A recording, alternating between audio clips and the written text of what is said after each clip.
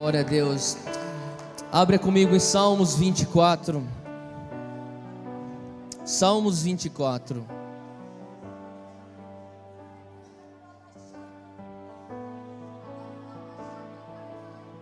Abre comigo em Salmos 24 e eu queria que você lesse. Você pode se assentar?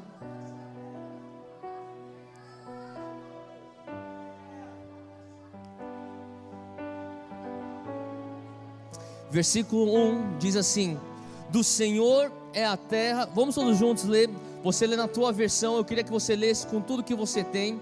Vai ser uma bagunça santa, mas nós vamos todos ler juntos, do versículo 1 até o versículo 4. Vamos lá. Do Senhor é a terra e a sua plenitude, o mundo e todos que nele habitam. Pois ele afundou sobre os mares e afirmou sobre as águas. Quem subirá ao monte do Senhor? Quem estará no seu lugar santo? Aquele que é limpo de mãos e puro de coração, que não entrega a sua alma à vaidade, nem jura enganosamente. Vamos ler até o 6, versículo 5. Vamos lá, 1, 2, 3 e já. Este receberá do Senhor a bênção e a justiça do Deus da sua salvação. Tal é a geração daqueles que o buscam, daqueles que os buscam a tua face, ó Deus de Jacó. Amém? Eu queria falar com vocês um pouco sobre a pergunta que o Espírito Santo nos faz hoje, que é justamente versículo 3. Diz assim: quem subirá ao monte do Senhor? Quem estará no seu lugar santo? Vira para quem está ao teu lado e pergunta: quem subirá ao monte do Senhor? Agora pergunta para quem já te perguntou e fala assim: quem estará no lugar santo? Eu creio que hoje essa pergunta vem para nos confrontar. Eu não sei você, mas eu tenho, eu vou meio que continuar aquilo. Eu estou vendo pessoas que eu não vi antes. Quem aqui esteve quando eu preguei na primeira sessão da tarde aqui? Levanta tua mão só para eu ver, tá? Então, mais ou menos metade. Eu vou dar mais ou menos uma continuidade daquilo que eu já vinha falando, mas eu creio que esse versículo é algo que Deus tem posto muito forte no nosso coração como ministério do Dunamis e também lá na Monte Sião, e eu creio que é algo que Deus pode começar a usar isso para te confrontar com o amor. Outro dia eu estava estava conversando com um amigo meu, e eu senti assim como se o Senhor tivesse, esse amigo meu, ele não é ele é um pastor, ele é quase um pastor. Hoje ele está sendo preparado para ser pastor, e ele é de uma denominação histórica. Ele não acredita exatamente na mesma teologia que eu acredito em relação aos dons, na prática dos dons. Em outras palavras, ele não é avivado. E ele tem algumas reservas quanto à igreja avivada, à igreja carismática, ou neopentecostal, seja qual for a terminologia que você gostaria de usar. Mas a gente estava conversando e ele começou a falar assim para mim: Theo, o meu problema com a igreja carismática, ou a igreja que se move nos dons do Espírito, ou que acredita que os dons do Espírito são para hoje, é que muitas vezes eu vejo o uso dos dons para camuflar certas deficiências e falta de diligência. E eu comecei a conversar com ele e falei assim: não, acho que você está viajando, acho que não é bem por aí, acho que você está meio que um pouco, você tem certos estigmas, eu acho que você está sendo um pouco preconceituoso, e parará, parari. E de repente eu me retirei e eu comecei a levar isso com o Senhor. Eu estava, na verdade, voltando, dirigindo, e o Espírito Santo começou a ministrar no meu coração certas coisas que eu gostaria de falar hoje. E o Senhor começou a trazer à tona para mim justamente esse versículo do Salmo 24. Davi pergunta: quem vai subir ao Monte Santo do Senhor? Eu não sei se você está entendendo o que Davi está perguntando, mas Davi está pondo ele está confrontando as pessoas que estão escutando esse salmo com uma pergunta falando: quem aqui vai pagar o preço para chegar, não só começar a escalada, mas chegar literalmente até o topo, ao Monte Santo do Senhor? E eu queria falar um pouco hoje sobre excelência. Fala comigo, excelência. Eu creio que hoje o Senhor está querendo trazer para a nossa geração uma revelação da importância de excelência naquilo que nós fazemos. Eu estou falando aqui primordialmente, eu diria, com pessoas que são avivadas, que conhecem os dons ou que estão acostumadas a ver os dons se moverem. Eu cresci numa igreja avivada, eu sempre estive em meio de avivados e eu quero que você entenda isso antes de começar a falar aquilo que eu tenho preparado para hoje. Eu estou falando não para vocês, eu estou falando isso para nós. Tudo bem? Eu realmente creio que o Senhor está nos levando como igreja avivada, a igreja carismática de Jesus Cristo aqui no Brasil e ao redor do mundo, a um nível de excelência onde o carismas, que são os carismas? São os dons. A prática dos carismas não poderão mais camuflar a falta de excelência. Faz sentido o que eu estou falando? O Senhor está querendo trazer uma maturidade para uma juventude. O Senhor que está querendo trazer uma maturidade para uma geração, aonde Ele está falando, se vocês quiserem subir até o monte do Senhor, se vocês quiserem habitar no lugar santo, um comportamento e um cristianismo medíocre não vai mais ser suficiente. Eu estava estudando a palavra excelência. E a excelência, a palavra excelência, ela vem da raiz do latim, excellere. E excellere, se você for pegar a raiz daquela palavra, você vai ter duas raízes, excel e lere. Excel é o topo, lere, lugar. Em outras palavras, o topo da montanha ou o lugar mais alto. Eu sempre pensei que o oposto de excelente era fracasso. Para mim, excelência era um extremo muito bom, o melhor que você poderia ser. Então, consequentemente, o oposto seria o pior que você pode ser, horrível. Se excelência fosse uma nota 10 na minha prova de matemática, o oposto seria uma nota 0 na minha prova de matemática. E daí o Senhor começou a falar comigo, enquanto eu estudava sobre isso, que o oposto de excelência não é horrível, o oposto de excelência não é fracasso, o oposto de excelência não é terrível ou quase na porta do inferno. O oposto de excelência é medíocre. Fala comigo, medíocre. Medíocre é a palavra que é o oposto de excelência, e eu fui estudar então a palavra medíocre. E ela também vem do latim. E se você dividir a palavra medíocre na sua raiz, você vai encontrar duas raízes: mediocre. Med sendo meio e ocre sendo montanha, literalmente montanha. Em outras palavras, a palavra medíocre não é o vale. A palavra medíocre não é porta dos infernos. A palavra medíocre é metade da montanha. E o Senhor começou a confrontar o meu espírito e confrontar o meu coração e justamente as pessoas que estão ao meu redor, a minha família espiritual, sobre comportamentos que nós temos tido que são comportamentos medíocres. Eu creio que eu estou falando aqui com um grupo de líderes, amém? Se você é um líder e eu tenho fé que você é um líder, e se você é chamado e eu tenho fé que você é chamado para afetar a tua sociedade, seja você um engenheiro, seja você um publicitário, seja você, meu jovem, aquele que está prestando vestibular para entrar em medicina, seja você, minha jovem, aquela que vai querer um dia e sonha ser uma cineasta, seja aquilo que você está chamado, você sente chamado de Deus para ser, ou até mesmo um missionário, ou até mesmo um pastor. E por sinal, gostaria de abrir aqui um parênteses sobre uma pesquisa que eu li ultimamente não, já faz alguns anos, mas Peter Wagner, que é um teólogo reformado, muito renomado, ele fala assim que 95% dos cristãos nunca vão poder servir a Deus por trás de um púlpito. Então quer dizer que só 5% são os escolhidos? O que acontece com os outros 95%? Acontece que a área da tua atuação é o teu púlpito.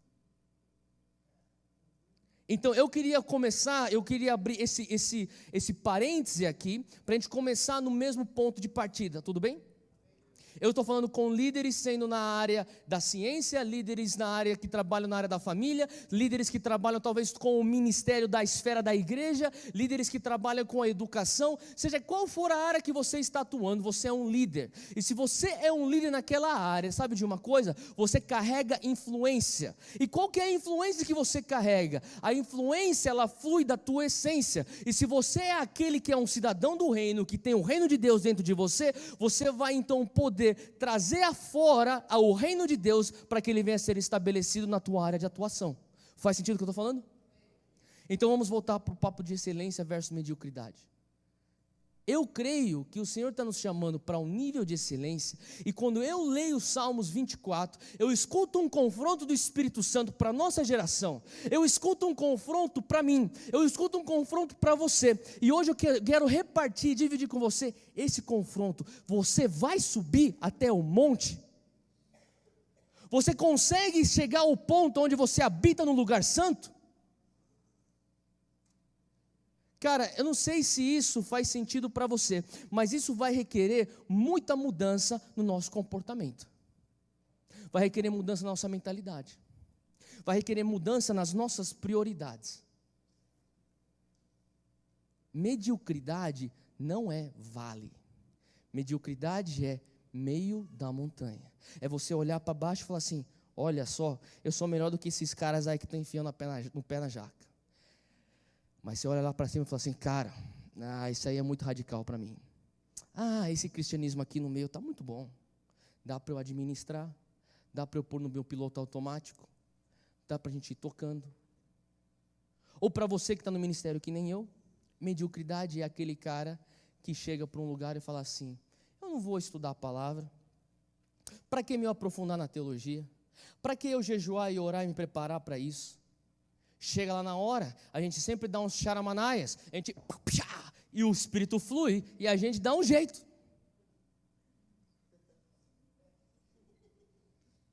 Eu não preparei nada, mas vamos ver, vamos começar a dar umas profecias que a parada vai fluir, e daí isso vai camuflar a minha deficiência do estudo da palavra. Faz sentido? Mediocridade é o fulano que vai para o culto da prosperidade, e não tenho nada contra você ser próspero financeiramente, porque eu tenho sido abençoado por Deus, e tenho visto pessoas ao meu redor também sendo abençoadas por Deus, e sei que Deus prospera, mas eu também vou adorar a Deus na pobreza e na riqueza, amém?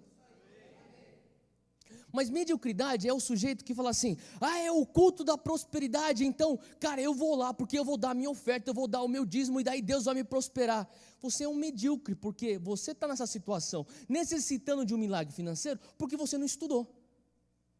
Você está nessa situação, necessitando de um milagre financeiro, talvez é porque você não é um bom funcionário.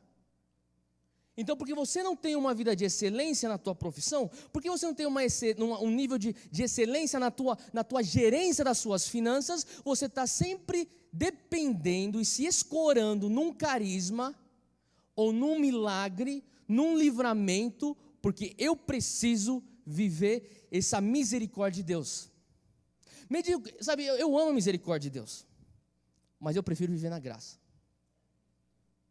Eu vou explicar por quê.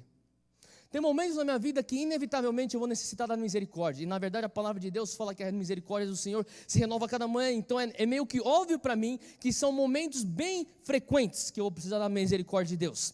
Mas eu acho que tem alguma coisa errada se um sujeito ele só vive da misericórdia de Deus e ele não tem um momento de viver da graça de Deus. Eu vou explicar a diferença. A misericórdia de Deus é um livramento daquilo que você merecia ter. Faz sentido o que eu estou falando? A graça é uma capacitação sobrenatural em prol do teu propósito que você nasceu para cumprir. O sujeito que está só procurando livramento, não tem nada de errado com isso. Nada de errado. Mas não é o melhor de Deus para você. Deus está querendo que você saia do momento onde você está só vivendo de livramento pós-livramento, de misericórdia pós-misericórdia, para um momento onde você viva de misericórdia, de graça, misericórdia, graça, misericórdia, graça, porque esse é o balanço, o equilíbrio correto para a tua vida. Porque a graça vem para aqueles que estão focados no seu propósito. Você não precisa de graça quando você não está vivendo o teu propósito. Você precisa de misericórdia constantemente para você não ser vítima do inimigo. Faz sentido? Então o Senhor tem começado a falar comigo sobre uma geração que não vai usar o mover do Espírito Santo para camuflar a falta de diligência, não vai usar o mover do Espírito Santo para camuflar uma carência da renovação da mente. Amém? Abre comigo Mateus 26. Eu queria ler isso para linkar com esses Salmos 24.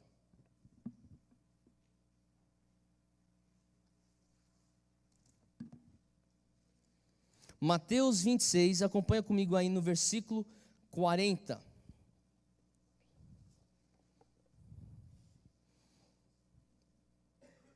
O que está acontecendo aqui? Jesus, ele está prestes a ser crucificado, e ele vai, antes de ser crucificado e ser pego pelos soldados romanos, ele vai para orar no jardim de Getsemane. E Jesus está passando por muita angústia. Ele se separa, ele pega seus 3 discípulos mais próximos e eles vão para orar. E lá no versículo 40 dá sequência a essa história. Voltando Jesus para os seus discípulos, achou-os o quê? E perguntou a Pedro: então nem uma hora pudestes vigiar comigo? 41, vigiai e orai. Fala para quem está do outro lado, vigiai. Fala para quem está do outro lado, orai. Para que não entreis em tentação, pois na verdade o espírito está pronto, mas a carne é fraca. Fala comigo, o espírito está pronto, mas a carne é fraca. Eu cresci na igreja escutando esse versículo, e o estereótipo desse versículo é: o espírito quer fazer as coisas que são do reino, a carne quer pecar. É verdade quanto a esse versículo? É verdade. Isso é 100% verdade. Paulo muitas vezes fala, às vezes eu quero fazer o que eu não deveria fazer, e às vezes eu não faço aquilo que eu quero fazer. O que Paulo está falando? Existe um conflito dentro de mim, existe um conflito que o meu espírito quer ir para a direita, quando a minha carne quer ir para a esquerda. Então, tem uns momentos que eu tenho que ir para a esquerda, mas a minha carne me puxa para a direita. Ele descreve isso, Jesus descreve isso nesse versículo. Mas outro dia eu estava lendo isso, e o Senhor estava falando comigo sobre excelência, e o Senhor começou a trazer a luz nessa passagem, que eu gostaria de conversar com vocês, porque eu creio que nós somos uma geração que está completamente farta e cheia e satisfeita de profecias e promessas, sim? Quantos de vocês já receberam profecias na tua vida? Quantos de vocês já receberam promessas na tua vida? Quantos de vocês estão esperando elas se cumprirem? Eu estou. Agora, eu queria que você entendesse uma coisa, vamos categorizar isso. Profecias e promessas que foram proferidas de Deus sobre a tua vida, talvez através de um ser humano que foi usado por Deus, ou talvez diretamente por Ele, talvez através da palavra, seja de qual maneira que foi essa promessa chegando a teu espírito, ou essa profecia vindo para você.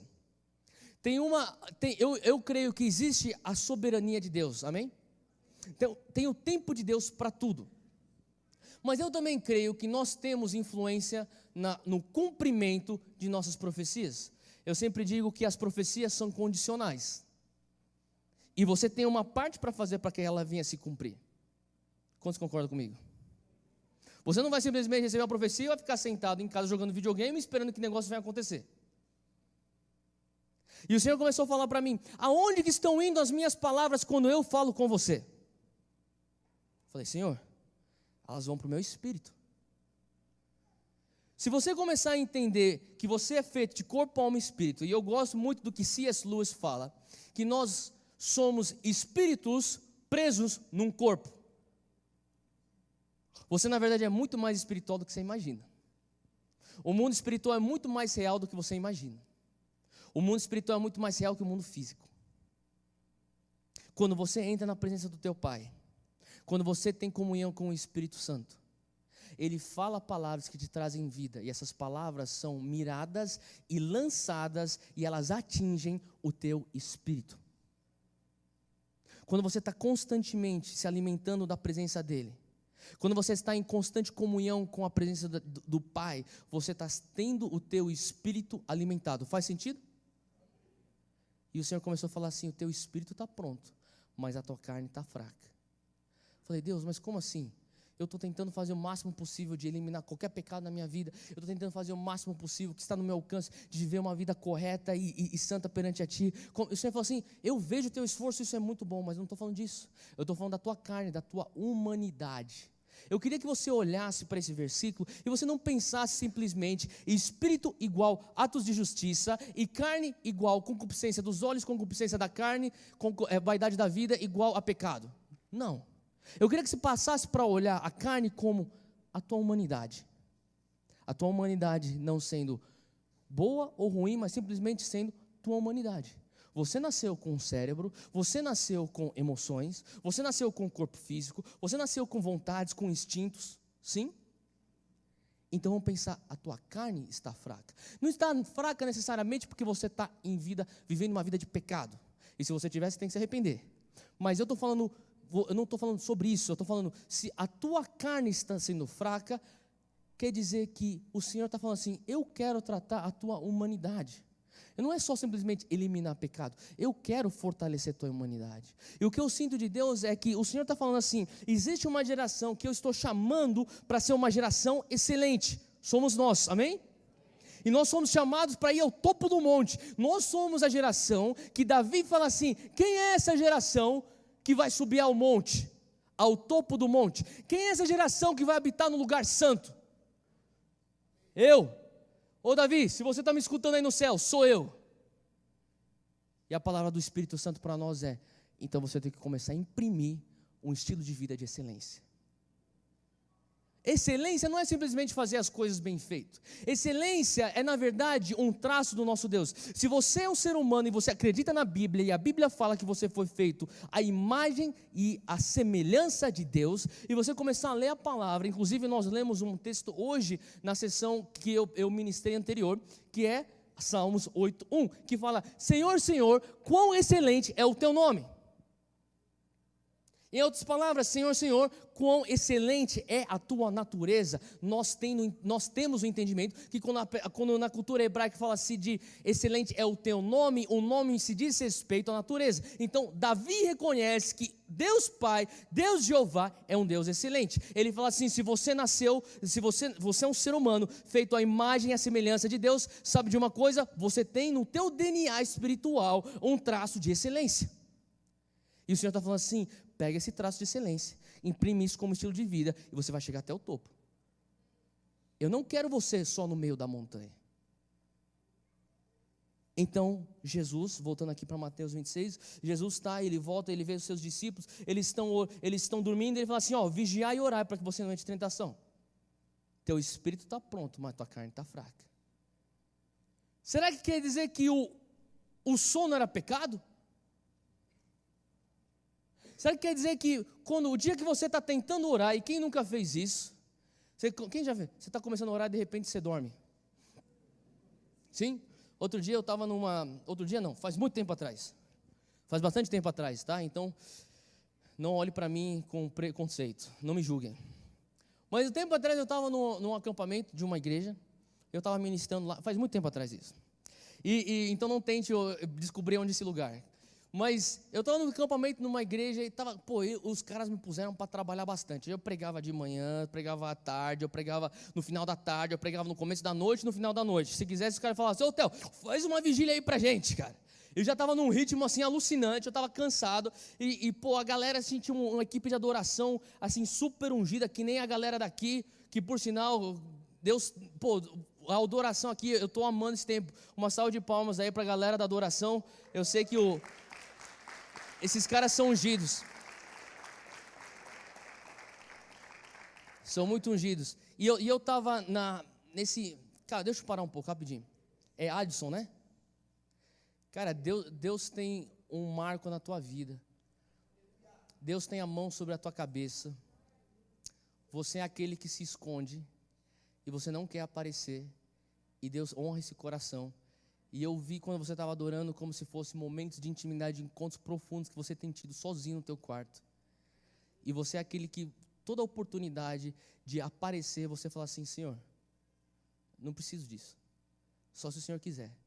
Eu creio que o Senhor tem escondido você. O que eu vi era Deus te trazendo, você entrando numa nova fase, onde Deus vai começar a te trazer à tona. E Deus vai te trazer à tona até porque você teve conflitos no teu passado, onde você olhava pessoas no ministério de adoração, da tua idade, da tua geração, e você não conseguia se identificar com eles. E você se identifica com a molecada que está surgindo. E você fala assim, com esses aqui eu quero. E você tem que falar assim, Senhor, se o Senhor me permitir, eu quero poder ser aquele que vai treinar essa juventude. Eu quero ser aquele que vai estar junto com eles, porque eu quero entrar junto com eles para o Santo dos Santos. Eu quero chegar no lugar santo. Eu quero ir para o topo da montanha. E você tem que falar assim, eu abro mão até de ter colegas da minha geração, eu abro mão de ter pessoas que vão estar, eu abro mão de entrar no circuito, porque você teve a oportunidade de entrar no circuito, e você falou assim, não, eu escolho o lugar, a parte melhor, eu prefiro esperar o teu momento, Senhor, o dia que o Senhor me puser lá fora, eu vou, e eu sinto de Deus que vai começar a vir conexões, e as conexões vão vir, e não vão vir com pessoas da tua idade, vão vir conexões com muitos jovens, e eu vejo você, eu vi você adorando, eu via como uma banda, como que estava aqui, mas não vai ser só com esses meninos que estão aqui, eu vejo você em meio de outros meninos, eram como se fosse molecada mesmo adorando, meninos adorando a Deus com uma pureza, porque você tem um coração puro como de um menino, então eu libero uma nova temporada sobre a tua vida, eu declaro conexões divinas, eu declaro que você vai ser parte de um novo avivamento, eu declaro que você vai ser aquele que vai ser a voz da experiência, e você vai ser como um pai para esses novos adoradores, em nome de Jesus. Glória a Deus. E eu estou então nesse retiro, e eu tô pregado, e a galera da adoração, uma adoração ungida, então eu catei, e eu falei, eu vou deitar aqui, eu vou adorar a Deus. E eu fui lá para o altar lá, e eu fiquei deitado, prostrado, porque eu sou super espiritual. E eu fiquei adorando a Deus, e eu fiquei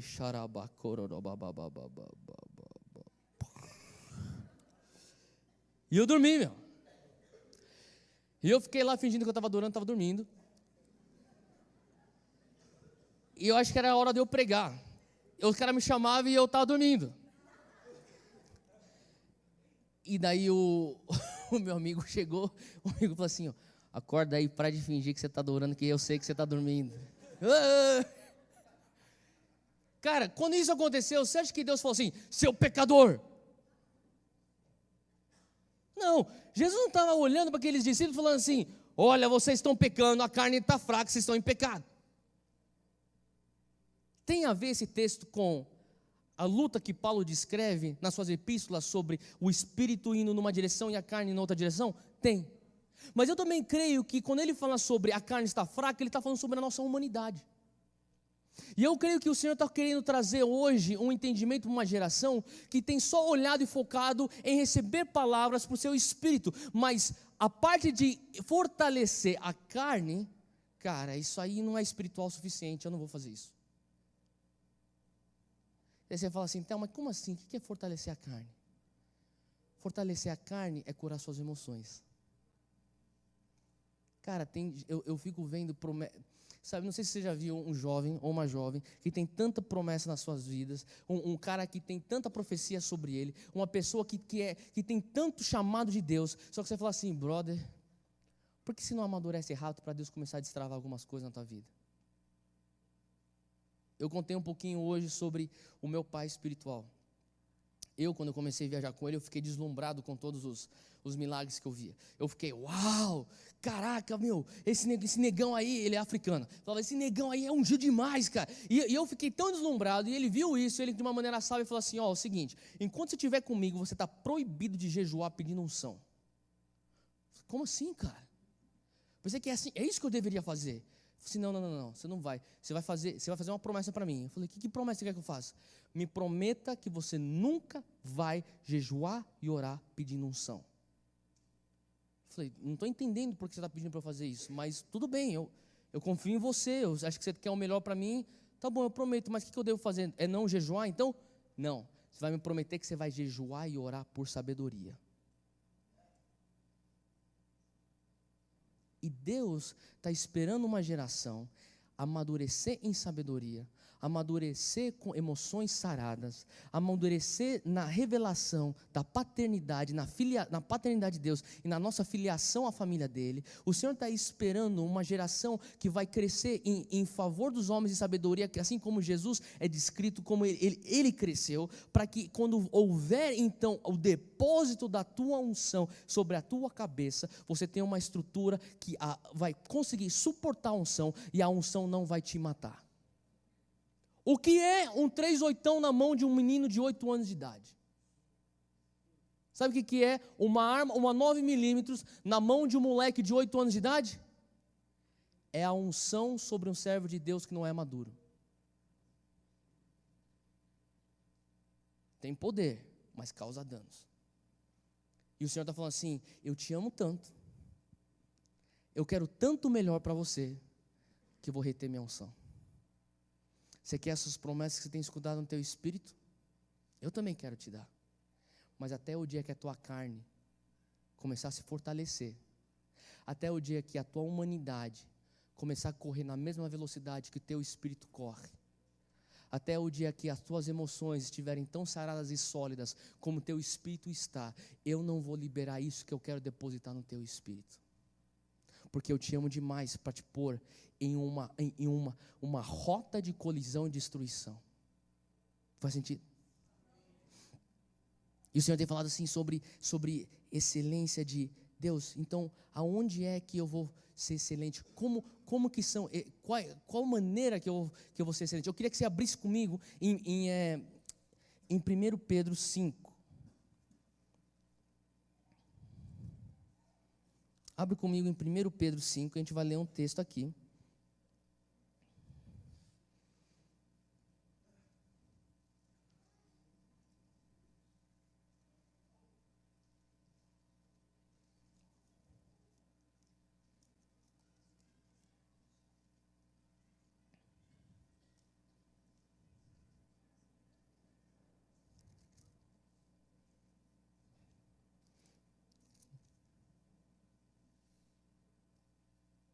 Versículo 5, versículo 8. Vocês já acharam aí? 1 Pedro 5, 8. Sede sóbrios, fala comigo, sede sóbrios. Vigiai. Boa, agora não precisa repetir. O vosso adversário, o diabo, anda em derredor, rugindo como leão, buscando a quem possa tragar. Resisti-lhe firmes na fé, sabendo que os mesmos sofrimentos estão se cumprindo entre os vossos irmãos no mundo. Eu queria que você abrisse agora de volta para aquela passagem que a gente leu em Mateus 26. Abre lá rapidamente, versículo 41. Vigiai, fala comigo, vigiai. Orai, para que não entreis em tentação, pois na verdade o espírito está pronto, mas a carne é fraca. Agora abre comigo aí em Efésios 5.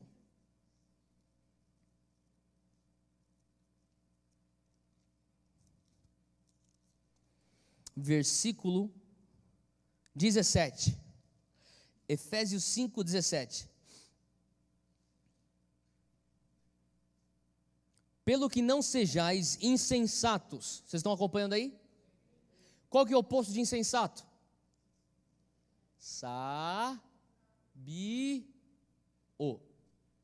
Sábio. Amém?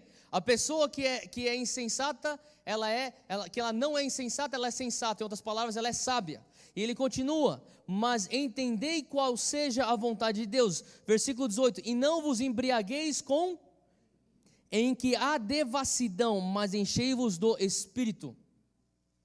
Eu queria que você entendesse um paralelo que está acontecendo aí nessas três passagens. Mateus 26, 41, Efésios 5, versículos 17 e 18, e 1 Pedro 5, versículos 8 e 9. Em todas essas três passagens existe um clamor, um chamado por sobriedade. Existe um clamor por sabedoria.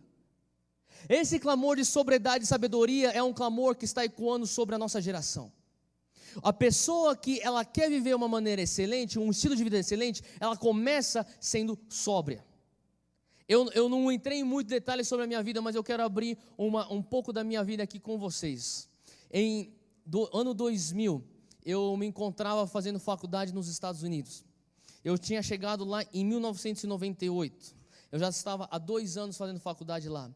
Eu comecei pela primeira vez, eu saí do Brasil para morar sozinho nos Estados Unidos, praticamente com 17 anos de idade. Vou fazer faculdade, eu vou jogar bola, que eu estava indo com uma bolsa para jogar futebol, eu vou estudar, eu vou curtir minha vida, eu estou longe da minha família, eu tenho minha liberdade e agora eu vou viver. Tá ligado o que eu estou falando?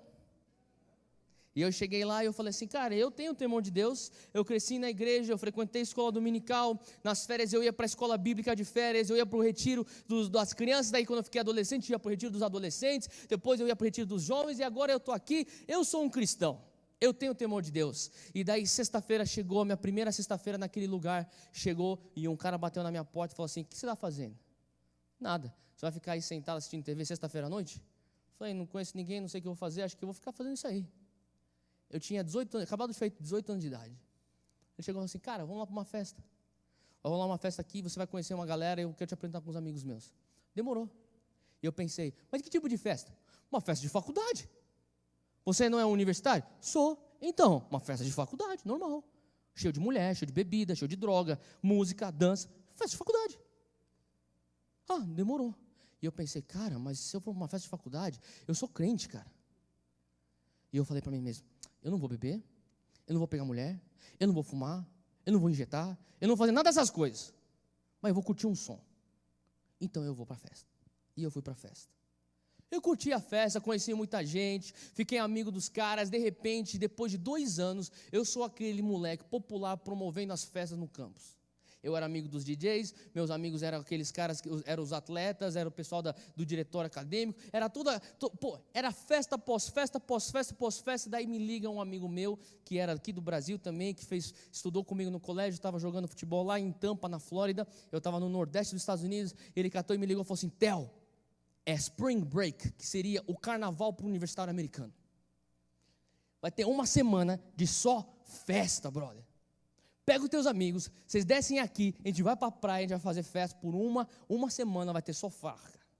Vai ser balada, após balada, após balada, após balada, beleza? Demorou, cara. Falei com meus amigos, a gente estava entrando em férias, a gente falou assim, tá bom.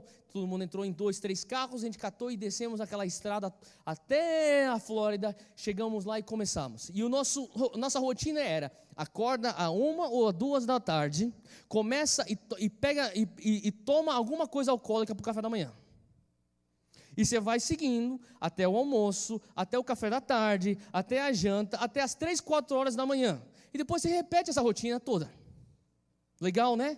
Bem vazio. E eu fiz isso 1 dia, 2 dias, 3 dias, 4 dias. E no 5º dia eu estou lá no meio de uma balada, no meio de uma boate. Aquele som ensurdecedor. Eu estou loucão, já estou bêbado há 10 horas, já estou bêbado. E daí meu amigo falou assim, vamos lá pegar uma outra vamos pegar uma outra cerveja lá no bar? Eu falei, vamos. E eu fui para o bar. E quando eu cheguei no bar, eu encontrei o Espírito Santo. E o Espírito Santo me confrontou. E a primeira coisa que o Espírito Santo fez quando ele me confrontou, ele cortou meu barato. Literalmente. A minha brisa de 10 horas sumiu. Eu fiquei sóbrio. E uma vez que eu fiquei sóbrio, de maneira miraculosa, instantaneamente fiquei sóbrio, veio a convicção do Espírito Santo. E eu pegando a minha bebida, voltando, e era como se eu estivesse no meio da pista de dança, tendo o meu encontro com o Espírito Santo. Trazendo sobriedade para mim. Eu convicto, chorando. Pensa nessa cena. Que japa louco, velho.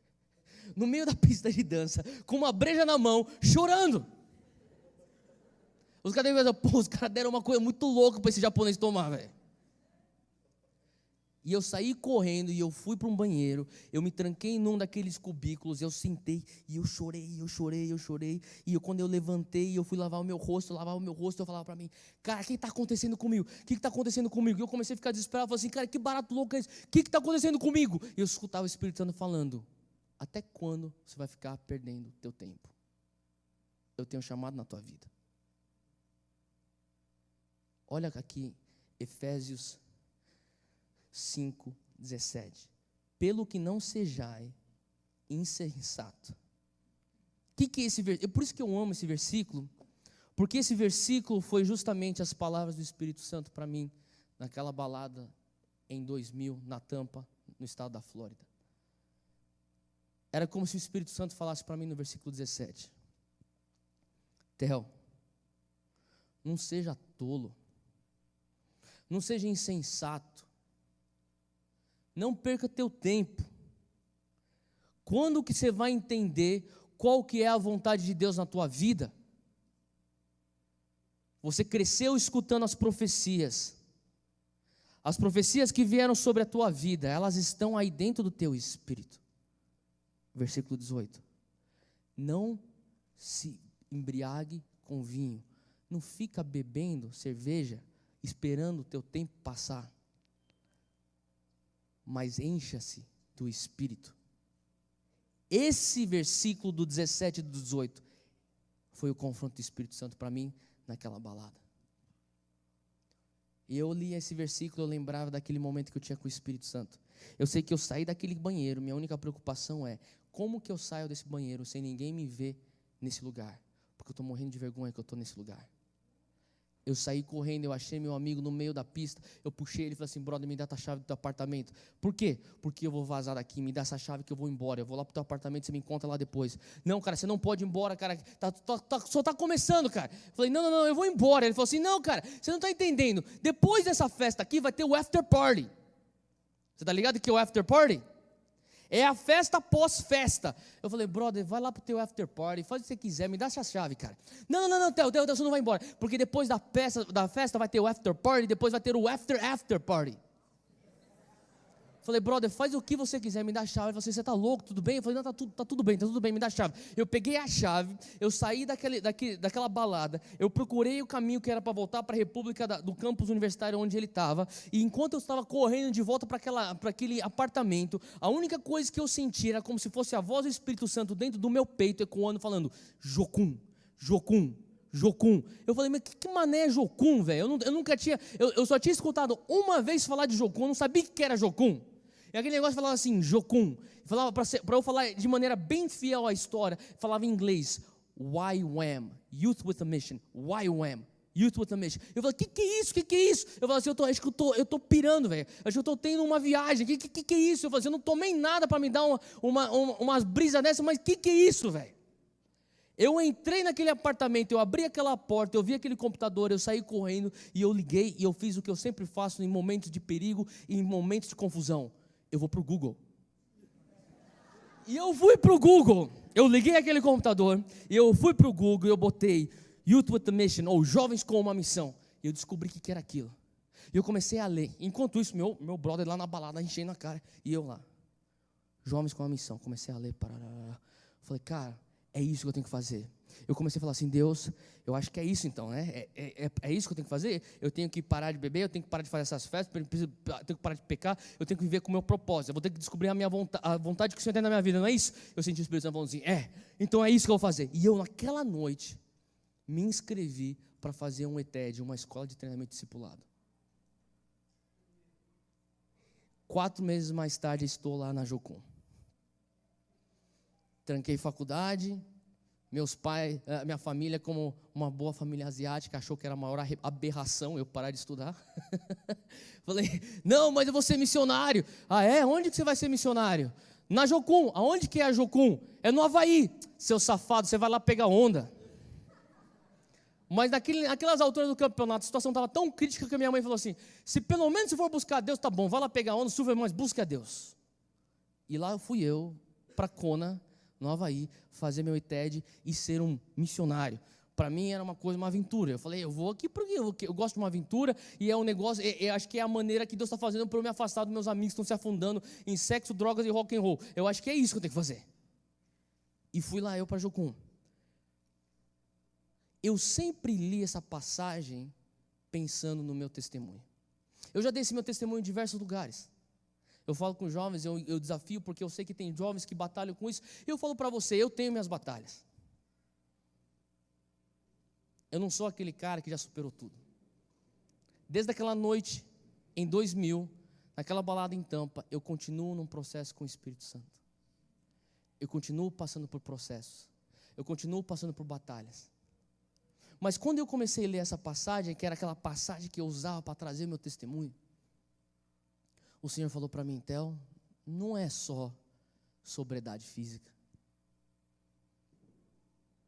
Theo, faz tempo e anos que você não cai nesse alcoolismo, nesse excesso. Mas eu estou te chamando para você ser sóbrio, não é no físico. Eu não estou falando sobre o conteúdo de álcool no teu sangue. Eu estou falando ser sóbrio no teu espírito. O Senhor começou a falar sobre sobriedade. Eu falei: Deus, como assim? E o Senhor começou a falar assim, olha no versículo 17. Quanto tempo você vai ficar insensato? Quanto tempo que você vai ficar aí vivendo um cristianismo do meio da montanha, um cristianismo medíocre, sem procurar entender qual que é a vontade de Deus para você? Eu estou falando aqui com uma geração que ama Jesus, que eu tenho certeza. Mas o Senhor está te chamando para um andar mais alto. O Senhor está te chamando para uma sobriedade no teu espírito que talvez você ainda não experimentou. O Senhor está te chamando para uma sobriedade que vai te levar a uma busca por sabedoria, que consequentemente vai te levar a uma busca da vontade de Deus na tua vida. Eu tenho bastante jovens que vêm para mim depois e falam assim: Theo, o que eu tenho que fazer da minha vida? Como assim, o que você tem que fazer da tua vida? Cara, eu quero servir a Deus, mas o que eu faço? E no começo eu sentava, e não é que eu não gosto de sentar e conversar, mas no começo eu sentava, eu conversava, eu orava, eu ministrava, eu abraçava, e eu falava assim: ó, aqui está meu telefone, se você quiser, você me liga e a gente ora junto, beleza? Beleza. E daí eu comecei a fazer isso várias vezes. Eu comecei a ver que por anos e anos que eu estava ministrando, sempre vinham jovens. E o Senhor começou a falar para mim: você está errando. Eu falei: como assim, Deus? Você está errando porque você está reforçando um comportamento raso de busca. Então a pessoa vem e eu faço que nem o Bruce Lee. Theo, o que eu tenho que fazer para descobrir a vontade de Deus na minha vida? Ou, Theo, qual é a vontade de Deus na minha vida? Você já viu as entrevistas com o Bruce Lee? Ele respondia com uma pergunta: não sei, o que você acha que Deus está falando para você? Pô, cara, eu estou vindo aqui para você falar para mim. E o Senhor está falando assim: uma geração madura não olha para um ser humano e faz que nem Israel fez com Moisés, que falava: você, Moisés, vai lá para o cume do monte, você pega uma resposta e você traz para a gente, porque a gente não quer ir para o monte. Faz sentido? Eu não sou contra aconselhamento pastoral, eu faço isso na minha igreja. Eu sou contra uma falta de esforço de buscar a presença de Deus. Eu sou contra um desleixo na tua busca pelo propósito de Deus para você. Uma geração que fala assim: nós queremos ser uma geração excelente. Ela é uma geração que fala: nós vamos até o cume do monte. Eu não vou me contentar com um intermediário. Eu não vou ver um homem de Deus simplesmente com uma pessoa que vai ser um atalho para eu chegar aonde Deus quer que eu chegue. Porque eu falo para você, se você continuar tomando atalhos, você nunca vai passar pelo processo, porque o processo é tão importante quanto o destino. Então tem uma geração que só foca em destino. Ah, tem profecia sobre minha vida, um destino. Quando que eu vou ter o meu ministério que eu vou fazer isso, isso e aquilo? Quando que eu vou ter aquela minha empresa que o Senhor me prometeu que eu vou fazer isso, aquilo? Quando que eu vou ter aquela minha ONG que vai alcançar e levar justiça para isso, isso, aquilo? E o processo que Deus quer te levar? O processo é tão importante quanto o destino. No processo ele forja teu caráter. No processo ele tem momentos de intimidade com você. No processo ele tem interações que são preciosas, que se você só encontrasse ele no destino, você nunca teria. Então o Senhor falou para mim: quando você vem e você vê um jovem que vem para você e fala assim: Theo, o que eu devo fazer? E você vem e fala assim: ó, Deus está falando para você fazer isso e isso. Você acabou de matar a oportunidade que ele teve de andar comigo num processo. E uma geração que busca excelência é uma geração que fala assim: Davi, eu vou subir até o monte. Você não precisa subir por mim. Pastor, o senhor não precisa subir por mim. Missionário, evangelista, líder, seja o que for, você não precisa subir por mim. Eu quero subir. Não quer dizer que você não vai precisar de pastor, não quer dizer que você não precisa de líder, não é isso que eu estou falando, não me entenda mal. O que eu estou falando é que muitas vezes nós temos olhado para seres humanos e falado assim, me dá a resposta, porque eu não quero pagar o preço para buscar essa resposta. E o Senhor está falando assim, uma geração ela tem que ser sóbria, ela tem que vigiar, ela tem que começar com sobriedade, uma busca por sensatez para você entender a vontade de Deus. Então quando Jesus fala assim, o teu espírito está pronto, mas a tua carne está fraca, o Senhor começou a falar comigo, imagina o teu espírito como um jardim. Toda vez que você se achega na presença de Deus, o Senhor fala assim, fulano, eu vou te enviar às nações, e Ele deposita uma semente no teu jardim. O que é aquela semente? É aquela semente da promessa que você vai para as nações. Quando Ele fala assim, fulano, eu vou te levantar como uma voz de justiça para os injustiçados, e Ele deposita aquela semente no teu jardim. O que é aquela semente? É a promessa que você vai ser uma voz para aqueles que não têm voz. E daí a noite chega. E quando a noite chega, vêm os ladrões.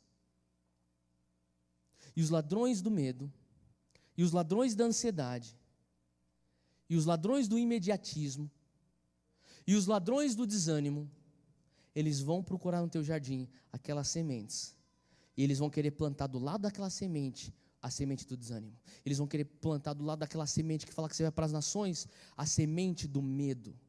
Ele vai querer plantar do lado daquela semente que fala que você vai ser uma voz para os que não têm voz, imediatismo.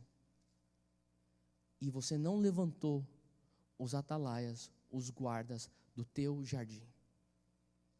E o Senhor começou a falar para mim, é assim que funciona um espírito pronto, mas uma carne fraca. Eu deposito uma coisa no teu espírito e você não tem uma carne que está pronta, a tua carne não consegue proteger aquilo que eu depositei, o inimigo vai lá, ele rouba a semente, ou ele planta a semente dele do lado da semente que eu acabei de plantar. Falei, Deus, então como que nós nos protegemos disso? Renovando a tua mente, curando suas emoções, liberando perdão, se consolidando na tua identidade como filho, largando mão de ser órfão.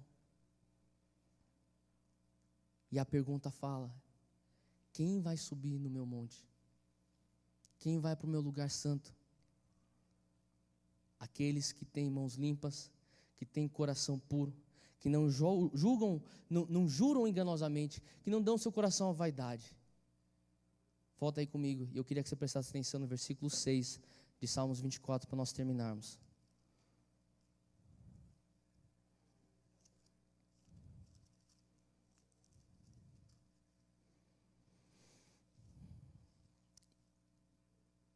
Versículo 5.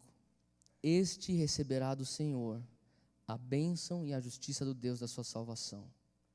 Tal é a geração daqueles que o buscam, daqueles que buscam a tua face, ó Deus de Jacó. Em algumas traduções fala assim, estes são os que buscam a tua face, a geração de Jacó. Por que geração de Jacó? Porque Jacó era casca grossa. Jacó é aquele cara que fala assim, tá bom, meu irmão, a gente vai ter que lutar 2 horas para eu ter a bênção? Demorou. 2 horas eu vou lutar com você. O quê? A gente vai ter que lutar 4 horas? Eu luto 4 horas. Eu vou ter que lutar das 10 da noite até as 4 da manhã para eu ter a bênção? Eu luto pela bênção. O quê? Eu vou ter que lutar das 10 da noite até as 6 da manhã, 8 horas para eu ter a bênção? Eu vou lutar 8 horas. Essa é a geração de Jacó. A geração de Jacó, ela não é guiada por sentimentos. A geração de Jacó, ela não é guiada por manifestações do Espírito apenas. A geração de Jacó, ela não é erguida através de só fritação. E eu amo fritação. A geração de Jacó não é aquela geração que vai ser forjada simplesmente você chapando o coco no vinho dos céus. Eu amo fazer isso também. A geração de Jacó é A geração que se posiciona para a luta. Fala assim, eu vou ter a minha bênção, não importa o que aconteça, eu vou ter a minha bênção, eu vou atrás, eu vou até o topo, eu vou até o lugar santo, eu não vou ficar parado aqui no meio, glória a Deus porque eu não estou no vale, glória a Deus que eu consegui chegar até o meio, mas isso aqui não é bom o suficiente para mim, porque a minha batalha não é entre certo e errado apenas, a minha batalha não é entre pecado e atos de justiça apenas, a minha maior batalha hoje é contra o bom e o excelente. Você vai estar travando uma batalha hoje entre bom versus excelente. Se você é líder, você tem que ter espírito de excelência. O medíocre e o bom é suficiente. Para o líder, você tem que ser excelente. Uma geração que fala assim, nós vamos ser sóbrios.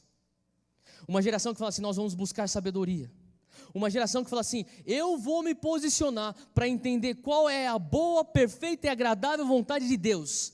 Você não vai entender qual é a boa, perfeita e agradável vontade de Deus na tua vida simplesmente num segundo. Não é você vai pagar para entrar numa conferência, ou você vai pagar para ir para um retiro, para um acampamento, e você vai chegar lá e falar assim, eu fiz minha parte, paguei 100 conto, paguei 50 conto, entrei aqui. Qual que é a boa, perfeita, boa vontade que você tem para mim, Deus? Fala aí. Não é assim. Às vezes vai te requerer décadas, às vezes vai requerer disciplinas que você vai ter que exercer, mesmo quando você não tem vontade de exercê-las.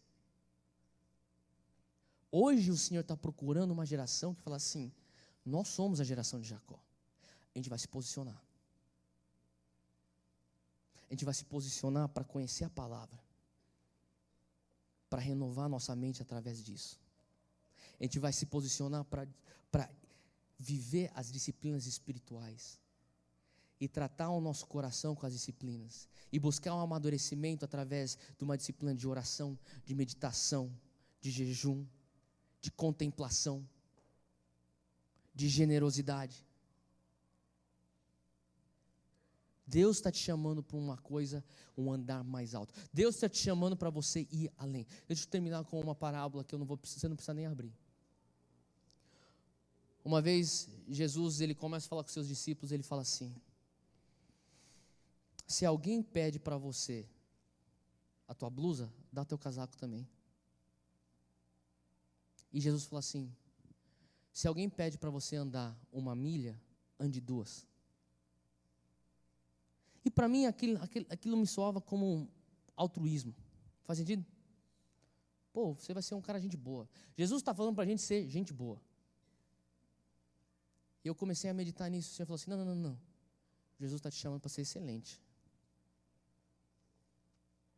1 milha é meio da montanha. 2 milhas é topo da montanha.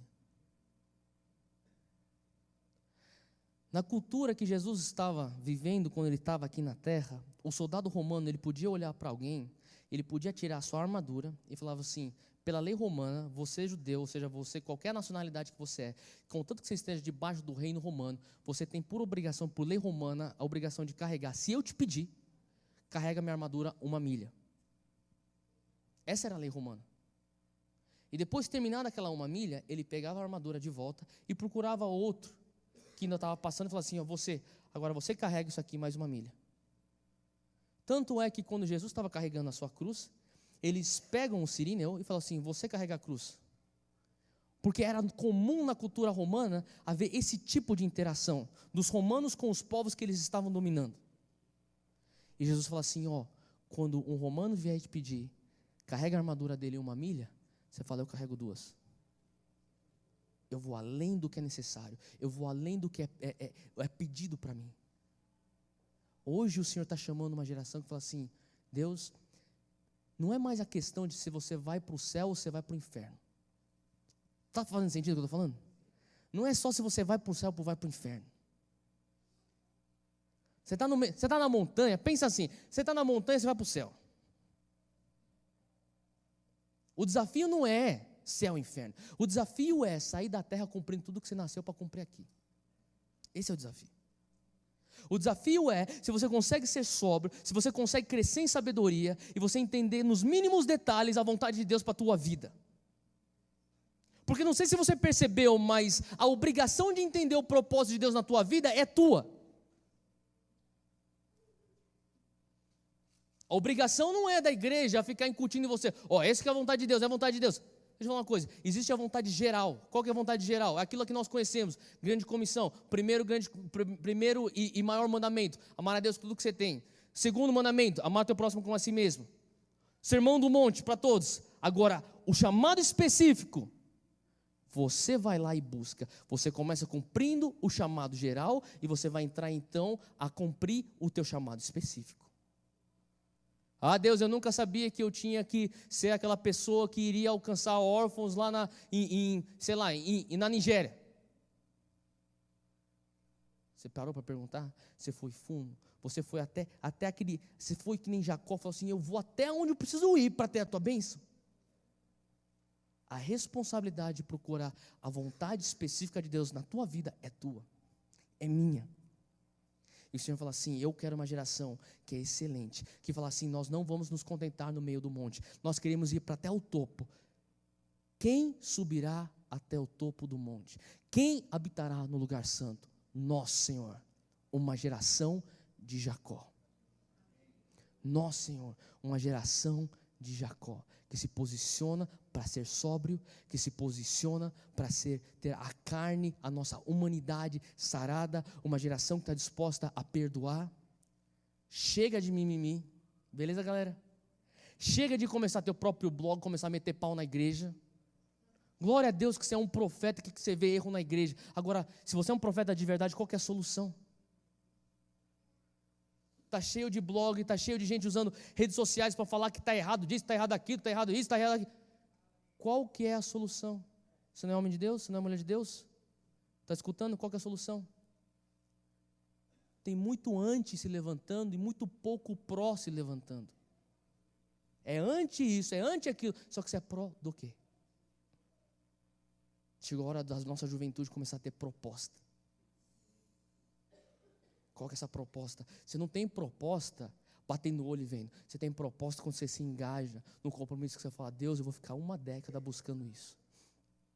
Se eu não conseguir depois de 1 década, eu faço um voto para ficar 2 décadas até eu entender a tua vontade para a minha vida. Eu quero ser sábio, eu quero ser sóbrio, eu quero vigiar, eu quero fortalecer minhas emoções, eu quero ter minha emoção curada, eu não quero ser órfão, eu quero ser filho, eu quero crescer na revelação do que é ser filho, eu quero poder ter... qualquer fissura que eu tiver na minha alma, trata, Senhor, porque eu quero a minha alma, a minha humanidade, a minha carne, a par do meu espírito, porque quando o Senhor vê aqui a tua humanidade, dá conta daquilo que Ele depositou no teu espírito, a profecia se cumpre. Hoje o Senhor levanta uma geração de Jacó. Se você faz parte dessa geração de Jacó, eu queria que você ficasse de pé. Pedir para os irmãos da adoração, se vocês puderem me dar uma ajuda aqui.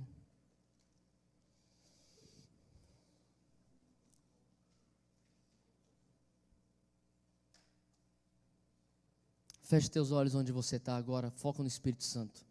Esquece de quem está do teu lado.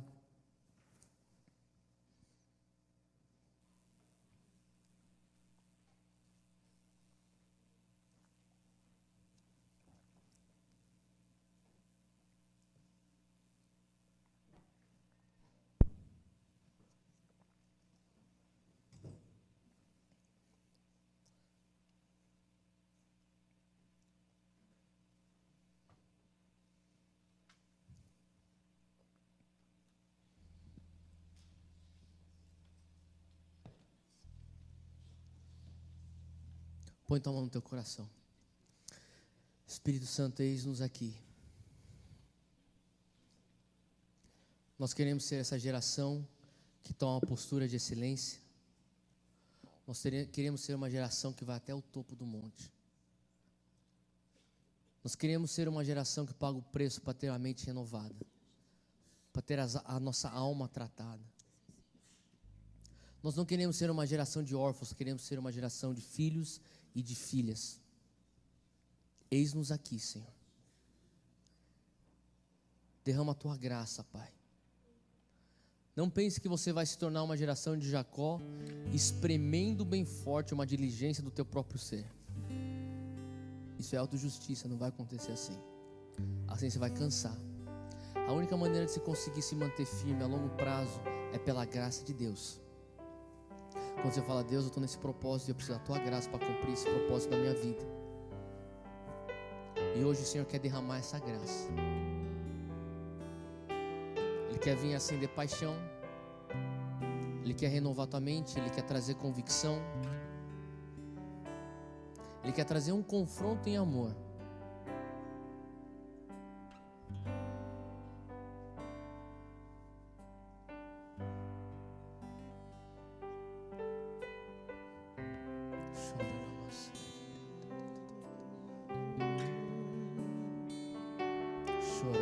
Sim, Senhor Deus. Pai, eu quero clamar e pedir que o Senhor venha estar trazendo o teu confronto em amor. Que o Senhor traga a tua convicção, Pai. Convicção de chamado, Pai. Convicção de propósito. Convicção de conduta, Senhor.